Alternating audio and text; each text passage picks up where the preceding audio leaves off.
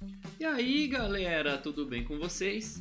Por aqui sou eu, o Biratã Nascimento, e hoje a gente vai dar início à disciplina de software livre do curso Bacharel em Sistema de Informação do Instituto Federal, campus Votuporanga. Bora pra aula?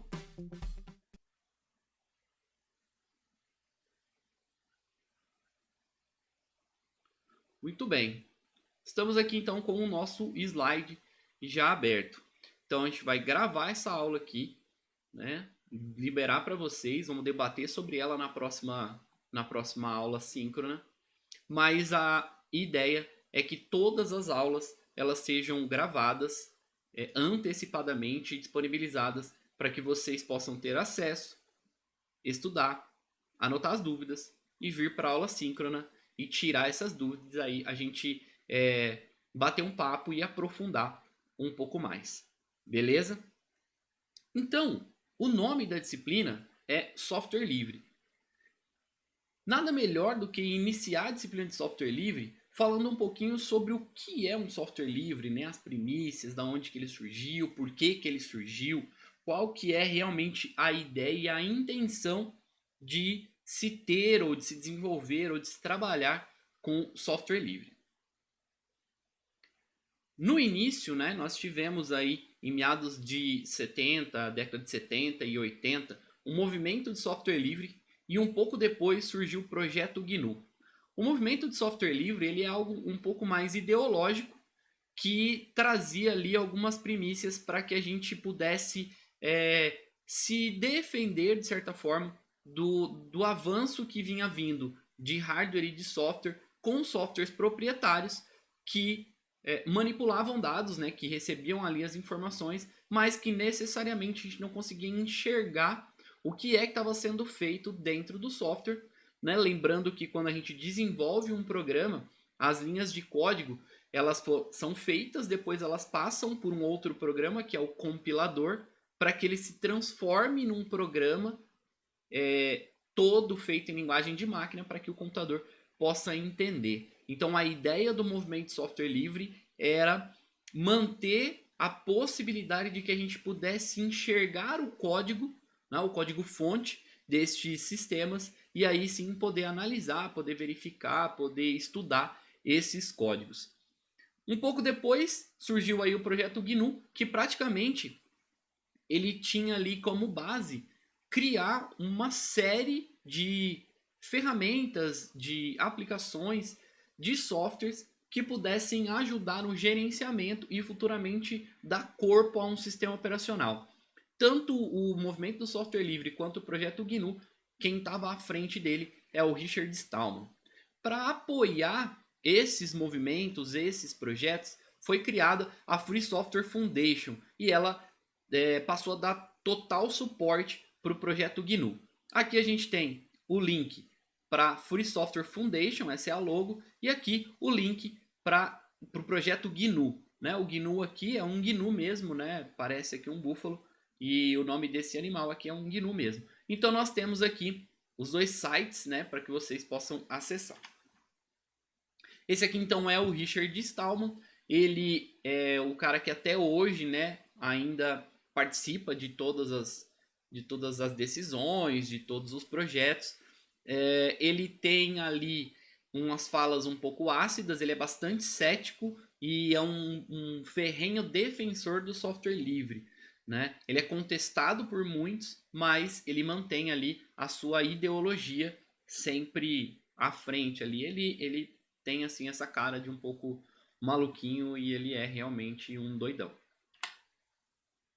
Então, né, a ideia por trás do software livre. A principal ideia desse movimento, né, dessa sociedade, é que a gente tivesse cada vez mais ali a possibilidade de enxergar o que estava sendo feito com os nossos dados, com a nossa informação. Ou seja, a possibilidade da gente poder ver o código-fonte dos programas que a gente utiliza. Toda vez que a gente tem um software livre, para ele ser considerado um software livre, ele precisa seguir algumas regras e ter alguns preceitos para que ele possa ser considerado um software livre. Então, dessa ideia foi que nasceram as 4 liberdades. Essas 4 liberdades são as que colocam o nosso software alinhado com a ideia, a ideologia de software livre. Lembrando que software livre, do inglês, né, o free software, no inglês o free ele tem ali 2 conotações, né, do livre e do grátis. Mas para o software livre, a gente está falando de liberdade e não de gratuidade.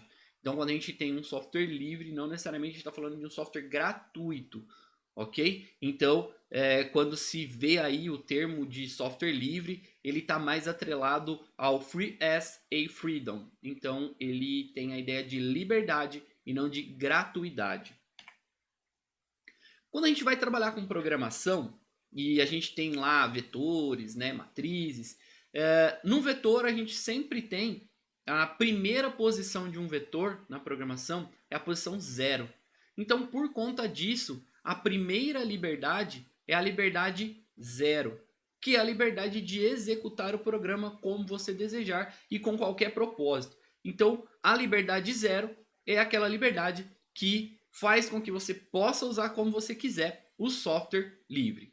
A liberdade 1 é a liberdade que você tem de estudar o programa, como funciona, e adaptar às suas necessidades. Para tanto, é necessário que você tenha acesso ao código-fonte. Isso é um pré-requisito para ser um software livre. Se você tem acesso ao código-fonte, você pode estudar e você pode executar como você quer, você tem ali um software livre.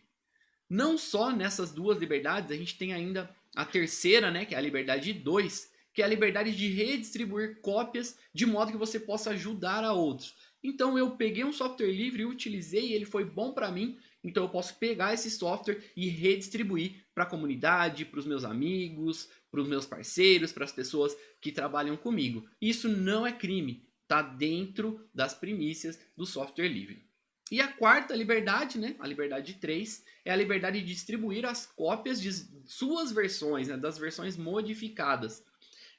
Então eu posso pegar o software, estudar o software, usar o software, estudar o software, verificar que ele é bom para mim, melhorar ele ou adaptar as coisas que eu preciso, e aí redistribuir esse software com as adaptações, sempre garantindo o acesso ao código-fonte. Então eu posso pegar o código-fonte, modificar o código-fonte, melhorar ou adequar para o que eu preciso e redistribuir e também deixar livre ali o código para outras pessoas estudarem e entenderem as modificações iniciais, as minhas modificações. Então eu preciso seguir as 4 liberdades para que eu possa ter um software livre.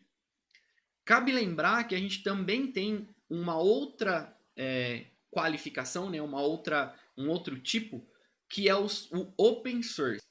Tá? O que acontece? Quando eu tenho acesso ao código-fonte, eu tenho um open source e um software livre. Porém, o open source ele não segue outras liberdades. Então, para ser um software livre, preciso seguir as 4 liberdades. Para ser um open source, eu só preciso ter a liberdade de enxergar o código-fonte e não as outras. Redistribuir, alterar e tudo mais. Ok? Em 1990, então surgiu aí essa proposta de unificação, né? Onde o projeto GNU ele já tinha ali a sua base no software livre e já tinha todo um arcabouço de ferramentas e componentes para gerir um sistema operacional. O problema é que para o projeto GNU realmente virar um sistema operacional, faltava um elemento, faltava uma característica lá, né? uma parte nesse sistema, que era o kernel. Kernel é o cerne, é a parte interna, é o controle, né? O comando, é a espinha dorsal de um sistema operacional. Independente de ser Linux, Windows, Mac, HP UX, qualquer sistema operacional, ele tem kernel. A diferença é que quando a gente fala do kernel baseado no kernel Linux, a gente está muito mais próximo, a gente manipula ele muito mais do que quando a gente fala de kernel Windows. O kernel Windows ele é um arquivo que está lá, está escondido, pouca gente manipula ele, não há como a gente mexer com ele. Já no Linux é diferente. E falando em Linux, em 1991, o Linus Torvald ele criou o kernel do Linux, baseado no Minix. Ele, lá na Finlândia, ele desenvolveu um projeto que era esse kernel, que ele deu o nome de Linux. E aí ele até mandou uma mensagem, né, com esse código para diversas pessoas que pudessem contribuir. Então ele acabou se tornando um software livre, né, pela abertura do código-fonte para as contribuições. Ele se tornou um software livre em 1992. A junção do pacote de ferramentas e componentes GNU mais o kernel Linux deu origem ao sistema operacional que a gente conhece hoje, que é o sistema operacional GNU Linux, ou hoje, como a gente chama ele, só Linux. Então essa união de GNU com kernel Linux nasceu o GNU Linux. Hoje, muita gente fala só Linux. Os mais céticos ou as pessoas mais conservadoras ainda utilizam o nome completo e correto, que é GNU Linux. O projeto, então, ele não se limita somente a um sistema operacional, mas também tem outras ferramentas que podem integrar todo esse hall de softwares. Aqui a gente tem um link, né, que é o link da Free Software Foundation para a listagem de softwares que são livres. Então, ó, nós temos aqui uma lista muito grande, dividida em várias partes, né, com vários elementos, características, tipos. Então tem muito software aqui, dá para a gente procurar pelas nossas necessidades e achar aqui o software que possa atendê-la sendo um software livre, tá? Aqui tem o site do sistema GNU, né, do projeto GNU, e aqui o site da Free Software Foundation. Para a gente ter, então, essas garantias, né, de manter as 4 liberdades, garantir ali o registro do software e tudo mais, a gente tem as licenças de software.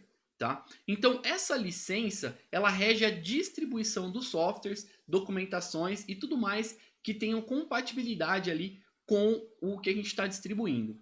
A licença livre, né, criada lá para colocar a GNU, né, para colocar ali o projeto GNU e o GNU Linux dentro, é a licença GPL, que é a licença pública e geral.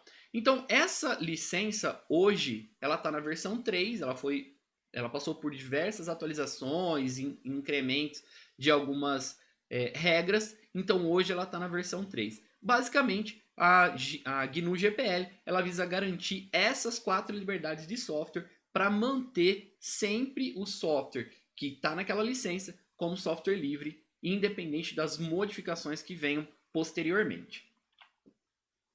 Existem muitas outras licenças. Se vocês entrarem, por exemplo, no GitHub e for criar um repositório no GitHub, enquanto você for criando, lá embaixo tem a parte de escolha de licença. Se vocês abrirem ali a quantidade de licenças que vocês podem escolher para o código que vocês estão disponibilizando ali dentro daquele repositório, é muito grande. Então você tem a GPL, você tem ali a Creative Commons, você tem MIT, então tem diversas licenças ali.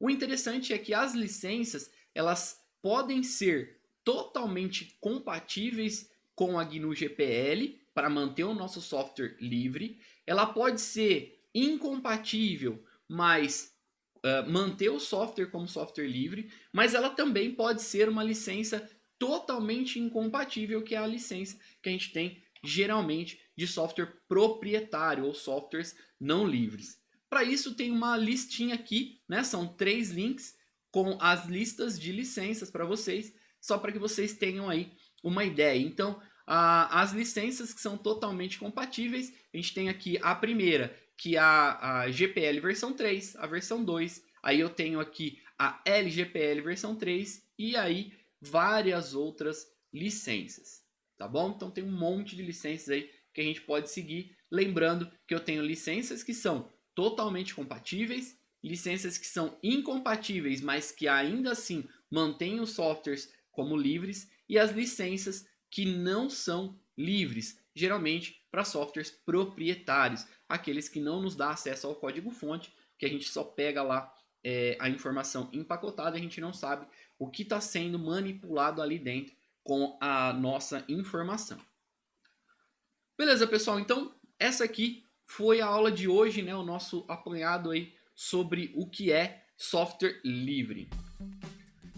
Pessoal, então, esse aqui é mais ou menos o formato que a gente vai tentar levar para vocês, né? Espero que vocês gostem dessa dinâmica, desse formato, que vocês consigam aí assimilar. É difícil, né, o momento que a gente está vivendo, mas é o que a gente consegue fazer para o momento. Espero que vocês entendam, gostem da dinâmica. Se vocês tiverem dúvidas, mandem, seja por comentários no YouTube, seja pelo Telegram, Instagram, e-mail, da forma que vocês quiserem. O que não pode é ficar com dúvidas. Se vocês também tiverem críticas ou sugestões, mandem também. É sempre bom a gente ouvir e melhorar cada vez mais. Beleza? Então, por hoje é só. Vejo vocês na próxima aula. Até mais e